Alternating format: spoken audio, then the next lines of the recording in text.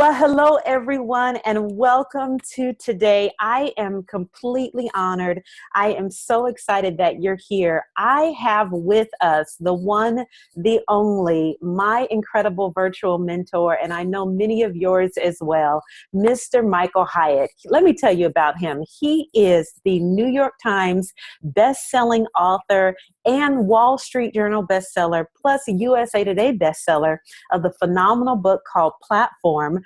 Plus, Forbes recently named him one of the top 10 online marketing experts to follow in 2014. He is the creator and the mastermind behind Platform University. He's got a podcast called This Is Your Life. If you do not listen to this podcast every week, you are missing out. You need to make sure that you take part in it. It is going to change your life.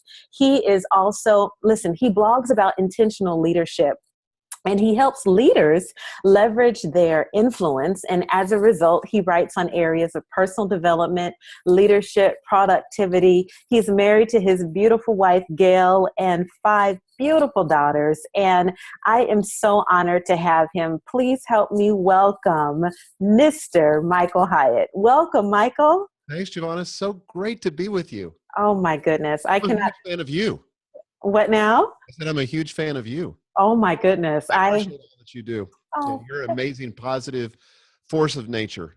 Oh, thank you so much for that. I am just completely overwhelmed that you are here. And really, today's interview is all about adding value to others, adding value to leaders. And so one of the things I want to do is just dive right in talking about some of the things that you've gone through. The first question I want to start off with is, in your 37 best business books post, you recommend the book Love is the Killer App by Tim Sanders. I just finished reading that, and it's such a powerful book. But can you answer the question for me? How important is showing genuine love to our team and our clients important to the success of us as leaders? Well, it's hugely important. I mean, the truth is, love is the killer app. It's the killer business strategy. Mm-hmm. And, there's a lot of people that think that love doesn't have anything to do with business. It doesn't belong in the workplace. And I just completely repudiate that. I think that the more you love people, affirm them, express appropriate affection, all of that is key. People want to be part of something that's just bigger than a big transaction machine that's grinding away, making stuff and selling stuff and making money. Mm-hmm. All that's important, but it's not as important as developing people and building these relationships and playing on a team. I kind of like the Lego movie where it says everything is awesome, everything's cool, and you're part of a team. Right. So I've heard my grandchildren sing that over and over again, but I really think it's a great business strategy too. Awesome. Now, I hear you talk quite a bit, and I hear you talk very well about one of your former CEOs, Robert Wolgemuth. Am I pronouncing that correctly? Yeah, Wolgemuth, uh-huh. Okay. All right. What made him an excellent leader? Robert's still to this day one of my very best friends. Tragically, his wife died this last fall after a long battle with cancer. And so, but I was just with him in November and was just reminded of what phenomenal integrity he has. He's a guy that, I'll tell you a story. This is probably the best way to get at the essence of his character. Sure. He hired me back in the publishing business for a company called Word Publishing. It was subsequently acquired by Thomas Nelson. Mm-hmm. But when he hired me as a marketing director, I was 28 years old. And this was like my first big job. I'd been in ministry prior to that. And so now I was going out into the corporate world and I was getting involved with publishing. Yeah. And so he said, "What do you need to make?" And I said, "I really need to make $30,000 a year." And he said, "Well, I can only pay you $27,000. But he said, "Here's what I'll promise you. If you come in and really prove to both of us that you've got what it takes to do this job well, in 90 days, we'll review it. And if we both agree, then I'll give you a raise. I'll give you the $3,000 raise so you can make the $30,000 a year." So I said, "Okay, game on." And I worked really, really hard in that 90-day period to demonstrate to him and to demonstrate to the company that I could add value. Right. And so I was there literally like 5 o'clock in the morning. I'd leave at 5 o'clock at night. I mean, I was just all in. Wow. So it came to the end of this 90-day period. And I get a call from him, and he says, "Hey, I need you to come up to my office, and we need to sit down and talk about our arrangement." So I'm Mm-hmm. thinking to myself, awesome, I'm going to get the raise because I know I've killed it, right? Mm-hmm. Right. So I show up at his office. He looks a little bit downcast. I kind of had that intuition that maybe something wasn't all right. And he said, "I need you to sit down and we need to talk." He said, Mm. "I know I promised you that if you did a great job, I'd give you this raise of $3,000 a year." And he said, "The truth is, you've killed it. I mean, you've done a phenomenal job. I couldn't be more happy, more proud of you." Mm. I said, "Here's the dilemma I'm in right now." He said, "Our parent company, who was ABC Cap Cities, Mm-hmm. ABC has put a hiring freeze on the company and a salary freeze. This was one of those recessions that was happening in the early 80s. Mm-hmm. He said, my hands are tied. I can't give you that raise." And he said, "I feel sick about it, but that's just the way it is." Wow. So I appreciated that he was very forthright about it. You know, he Yeah. didn't try to skirt it. He didn't avoid it, but he confronted it head on exactly the timetable he'd committed to. Mm-hmm. But honestly, I went back to my office and I felt dejected. I felt like, how am I going to tell Gail that I put in all these hours and did all this work and still, no raise? Right.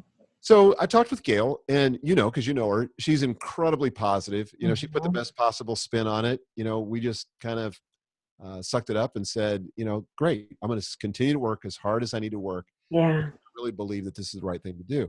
The very next day, he calls me up to his office and he says, "I need you to sit down." And he said, I'm about to do something you can't say no to." Mm. I said, "Okay." So then he hands me an envelope with a check in it. And he said, "My wife and I, my wife, Bobby, and I have prayed about this. And we've decided that as a matter of personal integrity, we're paying you the $3,000 out of our own pocket." Wow. Because he said, and subsequently I learned from Dr. Stephen Covey Mm. that integrity is Yes. making your actions line up with your words. Yes. And when you give your word to something, Mm. it's an incredibly creative, powerful thing. I mean, God created the heavens and the earth with his word. Yes. And our word is something to be honored and respected. And unfortunately, in so much of contemporary society, that's not the case. Even when people don't take one another at their words and they paper over an Yeah. agreement with all kinds of contracts. And, I've seen unbelievably long contracts on simple transactions. Even then, they don't want to honor it. And Wow. so to have a man that was willing to put his money where his mouth was, Yeah. literally, it meant the world to me. And that became the gold standard for me of what it means to live with integrity, to honor my word, Yes. even when it's expensive, Mm. inconvenient, or difficult. Wow. That says so much, Michael, because it's apparent that the way you do business today with Platform University, with your podcast, just the level of transparency that you have, it is so obvious that you believe in integrity and that you just don't talk it, but you walk the walk. And it's so hard to find leaders like that. What would you say? You've already talked about some of the most important values about leadership, but I'm going to ask you this question. How long do you push a person to try to reach their potential as a leader and they're just not growing? How long do you stay in to push them and say, you can do it, I believe in you, but they're not making that progress to become a leader of integrity. They're not making significant strides. How long do you stay in the game? Well, I'd probably have to know the context to speak to that really intelligently, but let me just, as a general rule of thumb, I would say as long as they're willing to make the effort and make progress themselves. Okay. But you can kind of tell, particularly as you get older as a leader, when somebody's not really all in, Mhm. they're hesitant. And I would call them on that and just talk about, I really I gotta see something here. I gotta have you realize your potential. And I think getting them to believe in that potential, and I think also discerning what is it that's holding them back. Why are they stuck? Mm. It could be that that it probably is. It's probably at some level it's fear. It's a fear of getting outside of their comfort zone. And I try to help people that I coach turn those kind of negative indicators of being in your discomfort zone, the fear, the uncertainty, and the doubt, Right. see those instead as positive markers that they're on the right track. So when they begin to feel those things, rather than reject them and retreat back into the comfort zone, to actually embrace them and move further into the discomfort zone, because that's where all the good stuff happens. Yes, you and Michelle did a podcast the other day about how to fire and how to hire. Yeah. And so much of what you're saying right now can link directly to that. Have you ever had to take those steps that you just talked about before you hired someone or even before you had to let them go? Yeah, absolutely. I mean, I'm incredibly patient Hmm. and I'm very loyal. My most important relationships, starting with my wife, but my best friends around me are people that I've had relationships with 20, 30 years. Yeah. And so I'm very loyal. But there comes a point for me that I can't be more committed to somebody's well-being and success than they are. Mm, And that's in, and unless they're really committed to it and can demonstrate that they're committed to that, I mean, I'll help them all day long if they are. But if they're not committed to that, I can't want it worse than they want it. yes. And I'll tell them that. I'll just say, look, your problem is not that you don't have any talent. Your problem is not that you don't have the experience. Your problem is not that you're not smart enough. Your problem is much simpler than that. Your problem is you just don't want it. And by Mm, the way, I was thinking about this. I can't remember if I don't think I've shared this on the podcast, but I can't remember, kind of okay. holding it together. Yeah. But I've been fascinated by how many times Jesus in the Gospels asked people this question. He says, what do you want me to do? Mm. Like the man in Bethesda, what do you want me to do? I mean, wasn't it obvious? This man's been by this pool Yes. his entire life. I mean, if I were him, I probably would look at Jesus and said, uh, we can Yeah. start by healing. I mean, but Jesus asked him a question because he's not clear. Right. And let me just say something that's an overstatement, and then Yeah. we'll dial it back. It's Okay. almost as if God himself can't help you or won't help you until you decide what you want. Now, again, that's an overstatement, because I know Mm. God helps the helpless. Hmm. Sometimes when I've been the most foggy, God has sent people into my life or circumstances that have helped bring clarity. But Hmm. until we get clear about what it is that we want, it's really difficult to make progress. Oh, that is so powerful. That is so powerful. Yeah, it brings back to mind, Jesus asked him, do you want to be made whole? Do you Yeah. want to be made well? And some people are just comfortable in their misery. They've been so comfortable with mediocrity for such a long period of time that they don't see any change happening. So wow, thank you for sharing that. I wanna take a jump for a minute and talk to you about something that's going on. In my book, I shared about a story called When Daddy Left, how Mm. to use your rejection for direction. And it's an online course that I'm launching later on in the year, but we're calling it the rejection to direction experience. And it talks about how when my dad left when I was young on Christmas Eve, and how I went through a very slow process of forgiveness, healing, and reconciliation. My question to you is, have you ever had to use a time of rejection in your life and turn it around for direction? Or how did you use your pain for purpose? Yeah, I remember when I was writing my first book, Mm, and I've had a lot of experiences like that, yeah, but not to the extent that you did. yeah, So I don't want to take anything away from that, and I want to honor that experience, because I don't know what that would be like. That would be incredibly difficult. yeah. But when I was writing my first book, I was so excited. I'd been in the publishing world my entire career. At Mm, the time that I was thinking about writing this book, I was a literary agent, so I knew what it took to sell books. mm, So I created a killer book proposal, which is like the first thing you need if you're going to go out and sell a book to a traditional publisher. And so I created this killer book proposal. My agent was through the roof with it. He was excited about it. mm, And we went out there, and, we're kind of visualizing as we went out there that we would have, dozens of competing offers, and publishers would be salivating and throwing money at us and trying to get everything to publish this book with them. mm. So he literally went out to 29 publishers. Wow. All of them said no. Every single one of them. Wow. And I'm like, what? So, like the first two, it kind of made me angry. I thought, well, they're just too stupid. That's how arrogant I was. They're Oh, stupid to see the inherent value in this proposal. sure. Then it started wearing on me. After I Mhm. kept getting these, I thought, well, maybe I don't have what it takes, and maybe I just need to give up. And why would I ever want to write a book? And who did I think I Wow. was? And that's not my role and God hasn't called me to it. So I'm like, went into this death spiral of negative thinking. Yeah. So after 29, I met with my literary agent and he said to me, he said, Michael, what do you want to do at this point? And I said, we gave it an honest try. Mm-hmm. We did our best. And I just think we should take this as a sign from God. This isn't meant to be. And we were both excited, but it wasn't meant to be. Mm-hmm.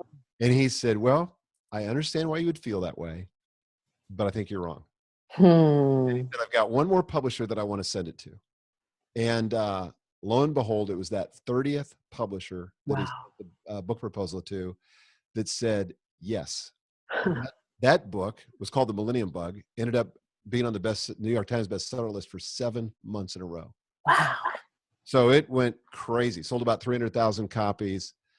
But there's even more to that story because can I just take another second to tell you another part of it? Absolutely. Help yourself. So I signed up for this book. I'm excited for about, 2 minutes. And then I realized, holy smoke, now I got to write the book. Right.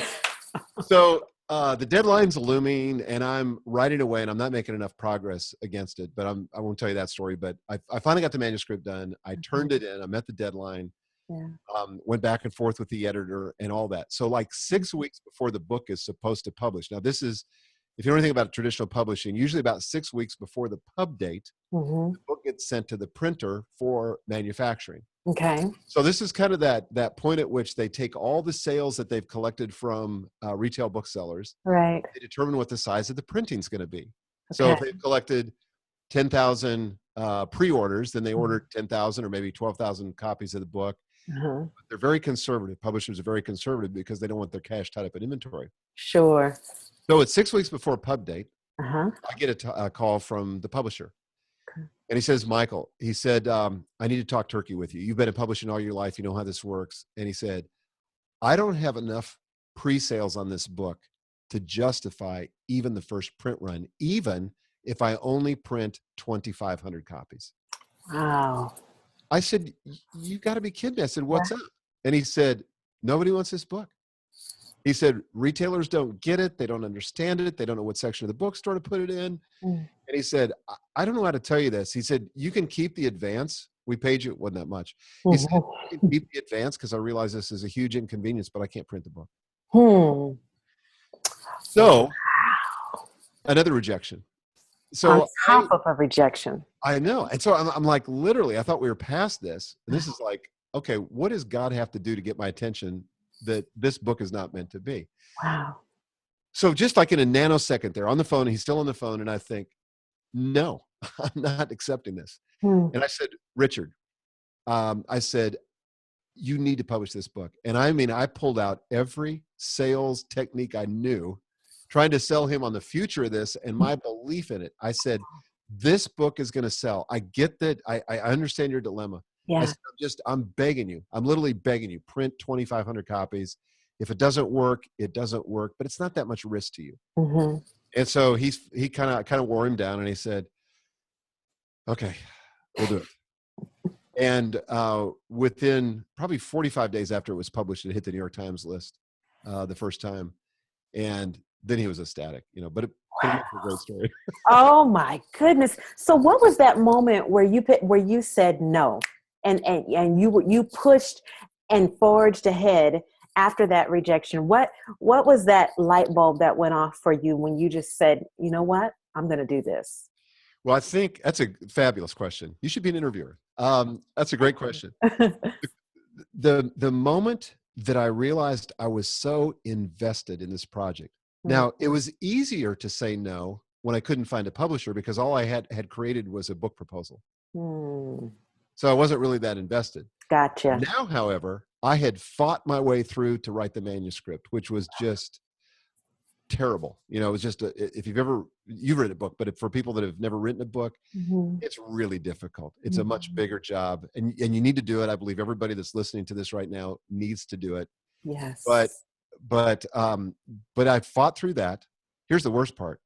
I told everybody I knew, my family, my friends, everybody, that this book was coming out. And now my reputation was on the line. So I was invested emotionally. Yep. And I just thought, you know what? No, I think I have, this has been a key principle that I believe in. Okay. I have agency in this situation. And by that, I mean, I have the power given by God Mm-hmm. to affect a different outcome. Mm. And if I give up my agency and I'm just sort of resigned Mm-hmm. to accept this outcome, then what needs to happen is not going to happen. Wow. So I mean, if I fight for it, and I still can't make it happen, then great. I'll accept that as God's will, but I'm not going down without a fight. Is so because you decided to fight back, because you had that resolve, did that resolve spill into other areas of your life, your relationships, your health and your fitness, even the way you launch your online courses, which are done with, I mean, immaculate excellence.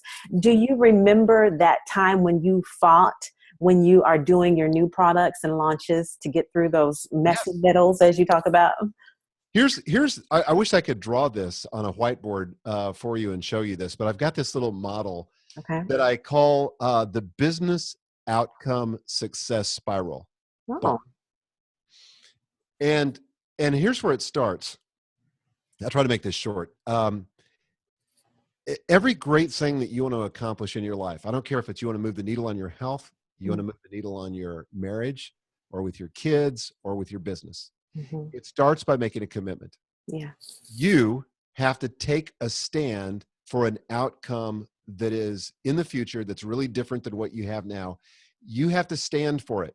Yeah. Now, that's very different than somebody saying, yeah, I'm going to try to launch a blog, or I'm going to try to launch a course. Mm. I like what James Ray said about trying. He said it's basically failure with honor. Wow. That's Now, good. commitment looks very different than trying. Commitment says, no, I'm standing for this outcome. I'm all in. I'm fully engaged. I am going to do everything I can to make this happen. Mm. So that's what that's commitment. Well, then commitment leads, and if you're imagining 4 circles here, because there's 4 components, Okay. commitment leads to courage. Mm. Okay, so the next thing that's required once you've made this commitment is actually courage to Yeah. step in the direction of the commitment. Ah. Even though you feel fear, because that's all courage is, it's the willingness to act in spite of our fear. So commitment is the willingness to stand for a compelling future income, but outcome, sorry. But, Income too. but yeah, that too. But courage is the willingness to act in spite of our fear. So take a big step in the direction of our fear. So Mm. commitment leads to courage. Mhm. Courage leads to clarity. Clarity. Now, I used to have this backwards because I thought, and a lot of people stay stuck. 95% of the population stays stuck. I just made that statistic up. Uh-huh. Stay stuck because they demand clarity before they're willing to commit, or they're Ah. willing to demonstrate courage. But if I said to you, Jevonnah, that I said, can you read that sign that's 20 feet behind me? And you'd Mhm. say, no, I can't see that. You Mhm. might scrunch up your eyes to try to see it, or you might ask me to read it to you or something else. Mm. But the biggest way to get clarity is take a big step toward Yes. the goal. Ha. And so if you step toward the sign you're trying to read, if you take enough steps, it's going to get clearer and clearer and clearer until you can see it. Mm. And that's the way clarity works in our lives. So we have to have the commitment, then the courage, Courage. then we get the clarity. Clarity. Okay. Now watch this. This is the fun part. Okay. You do those 3, Yep. it leads to confidence. Confidence. Now, the only difference between confidence and courage, they look exactly the same on the outside. And Okay. sometimes people look at people who are successful like you, and they say, she's so confident. Well, sometimes you are because you've been through that loop. Mm. Sometimes it's just raw courage. You feel afraid inside. You have a lot of uncertainty. You have a doubt, but it looks the same on the outside. Confidence Mm. is how you feel when you know you could do it again. So you've been through that whole process. You know you could recreate it. But the reason I call this the business outcome success spiral Mm-hmm. is because then you get to go back through the loop again. So now you've got the confidence, which allows you to make bigger commitments, which allows you to have even more courage, Yes. greater clarity, and even more confidence. So when you're willing to go through that cycle over and over and over again, you begin to create the kinds of outcomes in every area of your life, and every problem you've got is another opportunity to go through that cycle and really create the life that you want. Oh my goodness, Michael, this is golden. You need to see my notes. I have scribbled notes everywhere, and I am going to be reviewing this over and over again. Thank you for sharing that. Welcome. You're absolutely right. That this is one of the reasons why I tell my clients, launch your event even before you start, before you're ready. Get in the game. The clarity will come as you act. Totally. One of the things in the book that you recommend, Love is the Killer App, Tim Sanders actually talked about the type of business people that we want to hang around are not the type of people that say, I'm going to be doing, That's or right. I'm trying to be doing. You want people that are actually taking action, that are in the game and actually moving. Awesome. So as we wrap up, two fun questions. Okay. And the first one is, what were two of your most memorable moments as you were filming the amazing course, Best Year Ever? Well, I'll tell you two. Yep. One is that when I'm filming and it's really working, it's kind of an out of the body experience in the sense that, I don't know if you've ever had this experience, but where you're teaching something and you're going, where'd that come from? It's like, and don't take this the wrong way, because Right. you say, that's so good, I want to take notes on myself. Right. But it's because it came from you from another place, Sure. call it God or whatever. But that's what I believe. But Yeah. but it's just was something. And so when I was doing the Best Year Ever course, there were some moments like that I had. Mm. Another one funny thing was that we were shooting Mm-hmm. one of the pre-launch video. Part of that pre-launch video was video number 2. We were shooting out on this beautiful farm. It wasn't my farm. It was a farm that we had rented for the day. Yep. And I was out walking near this pond, and it had all the beautiful lilies and bulrushes and all this kind of stuff in the pond, but it was full of mosquitoes. And so I don't know if you've seen my blooper reel, but there's a I case. love that blooper reel. I know, it's like I'm slapping mosquitoes. And we're trying to film a sequence where I can get my lines right, which is Uh-huh. challenging enough, and I'm not swatting the mosquitoes away, and I'm not falling in the pond. And so I didn't fall in the pond, although that would have been a great blooper reel. But the next day, I didn't realize it was happening. But Uh-huh. the next day, I got up and I was eaten alive by all those mosquitoes. They were Are on my you back, they really? were on my legs, everywhere. Oh my goodness. See, I react the same way with mosquitoes. I have to put the carry off in my purse during that season. My goodness. I But should have done that. I'm so glad you shared the blooper reel, because it just made you, I mean, you're already humane, and just the way you carry yourself and the way you interact, but it just made the rest of us feel like, okay, this is okay if I mess up every now and then. If we only knew, because, Yeah. and this is just another quick thing I'll share with you. So often, and this is not my thought, so I don't know whose it is. I can't cite the source, Mm-hmm. but never compare your backstage to somebody else's front stage. Mm. So on the front stage of my launch, for example, for Best Year Ever, you look at, and I can't take credit for these, my producer did it, but beautiful videos, beautiful web page, it all seems to be working. If you were to pull back the curtain, what's going on backstage? Total chaos. Stuff not working, stuff breaking, Mm. things we thought we had handled that weren't handled. It's a zoo. Yeah. So you can't compare somebody else's front stage with your backstage and say, well, they've got it all put together. They don't ever make any mistakes. Everything they do seems to work. No, that's not the way it works. I love that. It reminds me of a quote I heard John Acuff say: never compare your beginning to somebody else's middle. And when I was running my first marathon, I'll never forget, there were people flying past me and just running so fast. And here I am, just barely trying to get to the finish line. But we each have to run our own race. You're absolutely right. You're absolutely right. So, final question, and this one is I promised my mastermind group I would ask you this, because we have some crazy football fans in my mastermind. So, Patriots or Seahawks, which one are you for? And I'm a basketball girl, so. Well, first of all, you have to understand, I don't really follow football. Okay. But having said that, I'm going to go with the Seahawks. Ah. I like Seattle. Yeah. as a place. I Mm-hmm. really enjoy visiting there. And I don't like the Deflate Gate controversy. Awesome. Awesome. Michael, you have been absolutely phenomenal. You added so much value. Thank you, just for being so authentic, so honest, and so genuine. I'm telling you, I'm going to be referring to these over and over again. And I especially like what you talked about, the business outcome success spiral. Well, thank you. That's Thanks huge. so much for having me on. You were a terrific interviewer. You make it very easy. Oh, thank you, Michael. Well, I hope you have an awesome day, and thank you for joining us. To all of you, thank you for being with us today. Now go make something great.